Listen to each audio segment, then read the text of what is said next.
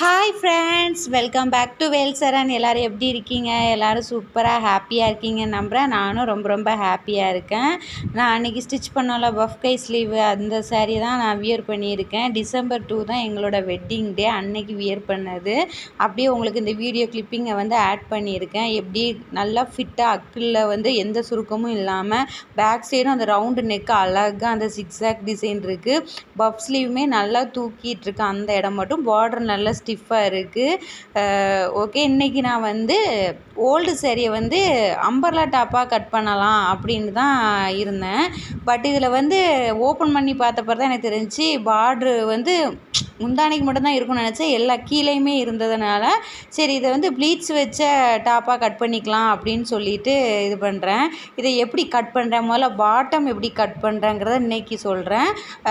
டாப்பில் எப்படி கட் பண்ணுறேங்கிறத நான் இன்னொரு வீடியோ போடுறேன். நான் ரெண்டையும் ஒரே டைமில் போட்டால் கொலாப்ஸ் ஆகும். இந்த க்ரீன் கலர் இன்னொரு சேரீயில் நான் முன்னாடி என் நாத்தனார் பொண்ணுக்கு மேக்ஸி ட்ரெஸ்ஸாக கட் பண்ணேன். அதில் உள்ள மிச்சம்தான் அந்த பிளெயின் க்ரீனு. இந்த எம்ப்ராய்டிங் க்ரீன் கஸ்டமரோட ப்ளவுஸில் மீதி இருந்ததில் அந்த ஸ்கொயர் பிட்டு தான். சரி, ஏதாவது டிசைன்ஸ் வைக்க யூஸ் ஆகும், அதாவது க்ரீன் வித் பிங்க் காம்பினேஷன் நல்லாயிருக்கும் அப்படின்னு சொல்லிட்டு இப்போ ஸ்லீவுக்கு தான் நான் இந்த முந்தானை, அதாவது பல்லு பாட்டை நான் எடுத்துக்கிறேன்.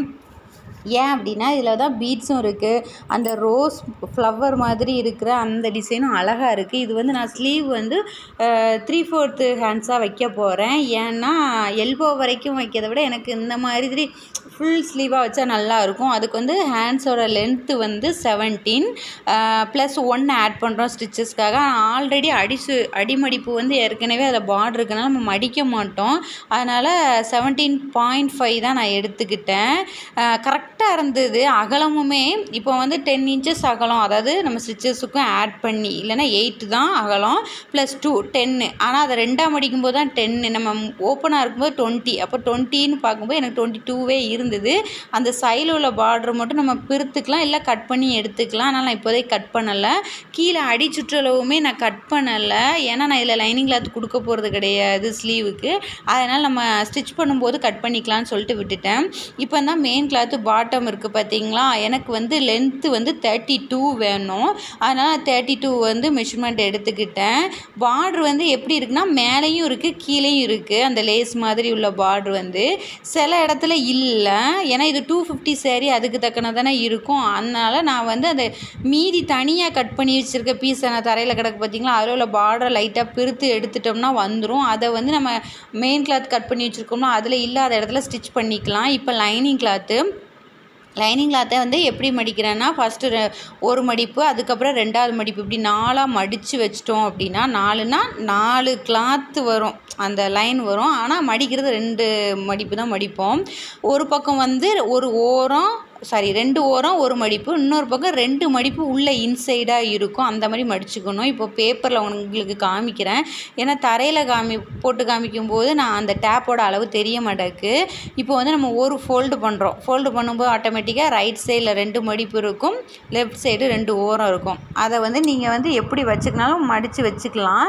ஆனால் கட் பண்ணும்போது கரெக்டாக எந்த பக்கம் கட் பண்ணுங்கிறத நல்லா வாட்ச் பண்ணிக்கணும். அடுத்து இன்னொரு ஃபோல்டு அகெயின் ஃபோல்ட் பண்ணுறோம்.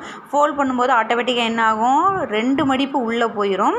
இந்த பக்கம் லெஃப்ட் சைடு ஒரு மடிப்பும் 2 ஓரமும் இருக்கும்.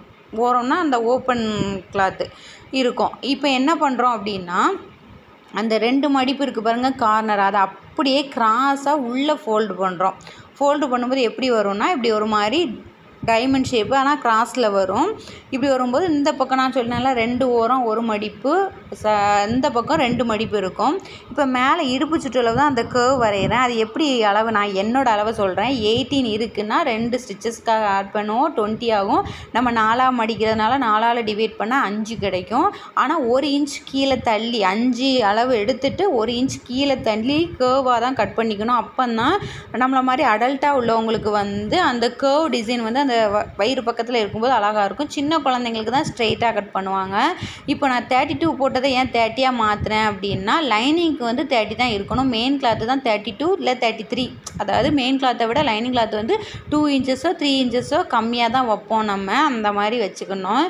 இப்போ அதை நான் இப்போ நோட்டில் எப்படி உங்களுக்கு வரைஞ்சி காமிச்சனோ, ட்ரா பண்ணி காமிச்சோனோ அதை தான் இப்போ நான் லைனிங் கிளாத்தில் கட் பண்ணிக்கிட்டு இருக்கேன்.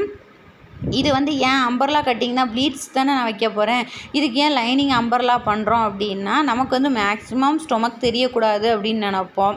அதனால் சின்ன குழந்தைங்களுக்கு தான் பஃப் அந்த ப்ளீட்ஸ் வைக்கிற பஃப் வந்து கொஞ்சம் நல்லா இருக்கணும், அதை தான் ஒரு ஏஞ்சல் மாதிரி ஃப்ராக் மாதிரி இருக்கணும்னா தான் லைனிங்லேயும் ப்ளீட்ஸ் வைக்கலாம் ஜாயின் பண்ணி. பெரியவங்களுக்கு இப்படி வச்சா தான் ப்ளீட்ஸ் வந்து ரொம்ப தூக்கிட்டு இருக்காது. ஓகே ஃப்ரெண்ட்ஸ், லைக் பண்ணுங்கள், ஷேர் பண்ணுங்கள், சப்ஸ்கிரைப் பண்ணுங்கள். Bye friends, thank you.